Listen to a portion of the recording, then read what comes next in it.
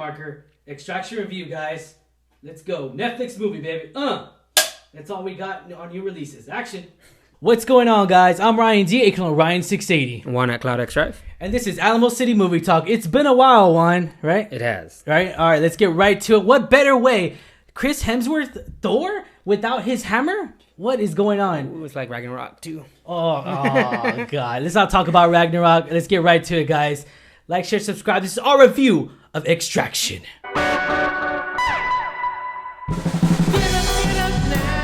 What's going on, guys? I'm Ryan D, aka Ryan680. And Juan at Cloud X Drive. And this is Alamo City Movie Talk. Movie Talk for movie fans, guys. We bring the movie world right into your ears, devices. Thank you for making us a part of your day. Hashtag quarantine life, hashtag COVID-19. We do hope, guys, that everyone's staying safe out there. And with that being said and everything, obviously movie releases have changed. There's no longer... Everything's delayed. Yeah, everything's delayed. Everything's changing. Next year's going to be pretty filled, I guess. But with that being said and everything, we don't have an official... release date's probably till June. We're looking for like any new films for now. We'll just take it day by day. But let's get right to it, guys. This is our review. Now that movies are not coming out in theaters, we got movies at home, which is Netflix original movies, Extraction. And okay, I mean, let's get right to it. I actually was surprised it was this weekend. I didn't know it was this past weekend that it came out. And I'll be honest though, when I saw the trailer, I did see the trailer for this. I was just like, what the heck? Where did Thor lose his hammer? Thor's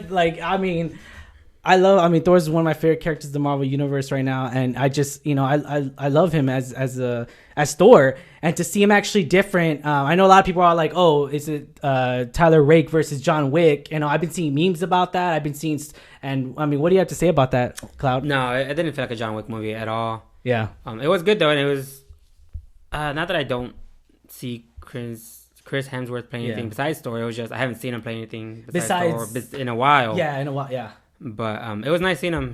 I think he did a pretty good job. It wasn't like Doolittle. He said Robert Downey Jr. and it feels really off. Yeah. This one honestly didn't feel like that. So yeah, props to Chris.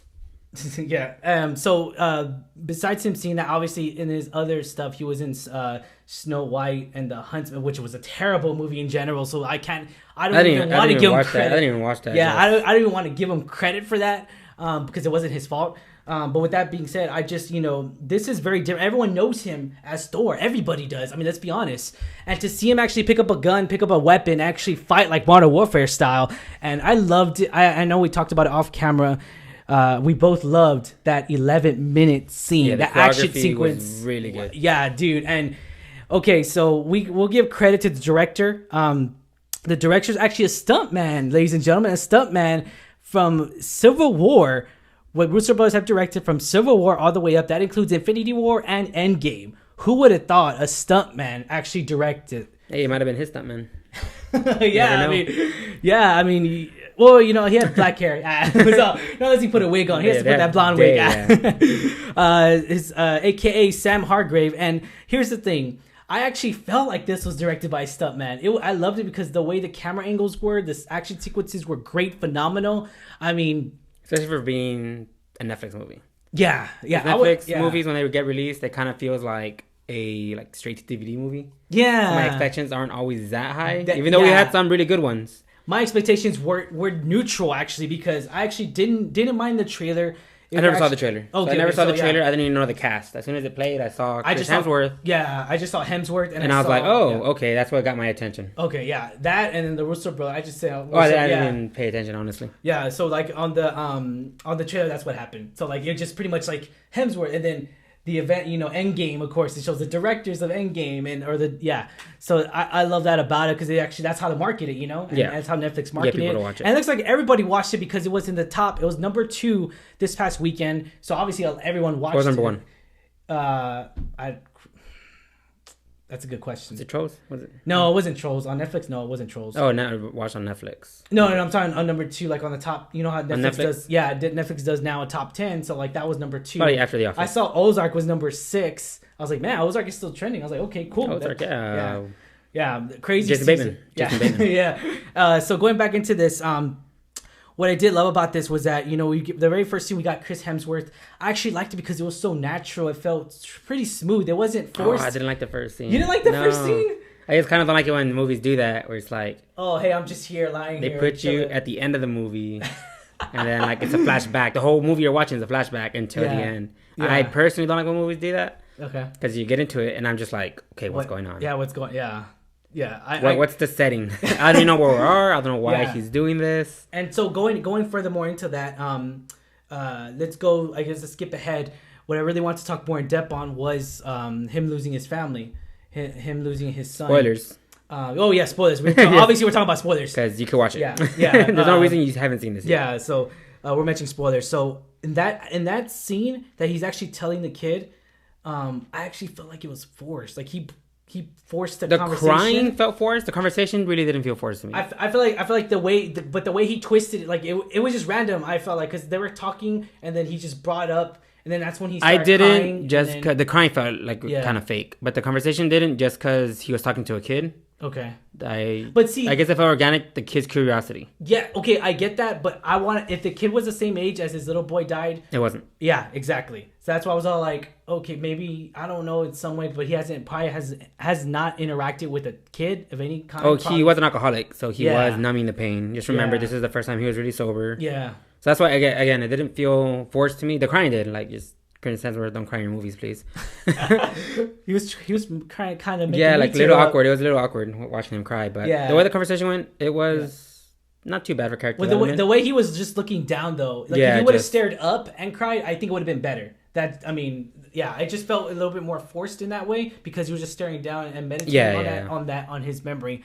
But I felt, like I said, I felt like it was forced. I don't know why. For some reason. And then of course, random David Harper was in that scene as well. Jim Hopper from Stranger Things. The Red Guardian from Black Widow. What do you think of him being in? I mean, now he's a part of the Marvel Cinematic Universe in Black Widow. So what do you? I actually liked him. I like him as an actor. I actually really like him. Did you like him as Hellboy? I liked him as Hellboy. I didn't like Hellboy itself. I didn't like but I think his performance as Hellboy, I don't think he did too bad. Okay, all right. But duly noted. Yeah, Hellboy. Let's not talk about that. Overall, I'm glad. Maybe he could not piggyback, but maybe with this he'll get more. Not that Stranger Things is doing bad. Yeah, no, he'll get more. No. I'm pretty sure after the last references, he worked with Russo brothers. Oh yeah, I want to see him in more movies. Yeah, besides Hellboy, I want to see him as a cast, the main person in a movie. Yeah, agreed there, man. I totally agree with you there. I love seeing him on camera. I just felt like this was a little bit random, and he didn't do bad though. His performance wasn't bad. Yeah. I actually liked that action sequence between them two, Chris Hemsworth and David. I felt like that was really good. Like that was really organic. For me, I felt the character development at first, and then the way it builds up, and the fighting sequences were really good. They were on point. We loved them. And what did you say? I know you said it off camera. That you loved that hallway. Yeah, there's one scene where it's like a whole action scene on the balcony, where it really feels like that Daredevil TV show, the fight scene. Yeah, it's in the hallway. That's what it felt like because it was all one shot. Yeah, kind of panning in on them. It was a really good scene. Yeah, that was probably my favorite scene in the whole movie. Yeah, because I mean, I love it because the camera's following real close on. Yeah, it's one shot. You don't see it cut to somewhere else and just cut like Daredevil. Yeah, and I love that about it too. I was just like, wow, like Modern Warfare 3, like it's just intense. I feel like I'm playing the game. It's very intense. So a lot of dead bodies. This mercenary Chris Hemsworth really killed a lot of people. I know you mentioned the climax of this movie that you were not hesitant. You didn't really like it as much. It wasn't okay. Again, we get in the first scene. Yeah, so we know what's gonna happen. The first 11-minute action sequence is just intense. We agree on that. Yeah, I think that's the climax of the movie. Honestly, not the ending. Where the ending is usually the climax. Yeah, that should have been the climax. That was the climax. That I didn't like it. It wasn't too bad, but the part where he got shot and he's like losing blood and he's just walking like Terminator. Like, bro, because he's Thor, man. He's Thor, God of Thunder. He's not. He's what's his name? Tyler. He's Tyler. Yeah. So I mean, I have to agree with you there at the same time, but also it makes me and reminds myself how much I hate snipers in Modern Warfare or in any Modern Warfare games. I hate snipers. Oh my god. Yeah, I hate marksmen. Those are the worst. And so, I felt more tension when it came down to that first 11-minute action sequences. I felt that as well. The car chases were really good. I love the car chase as well.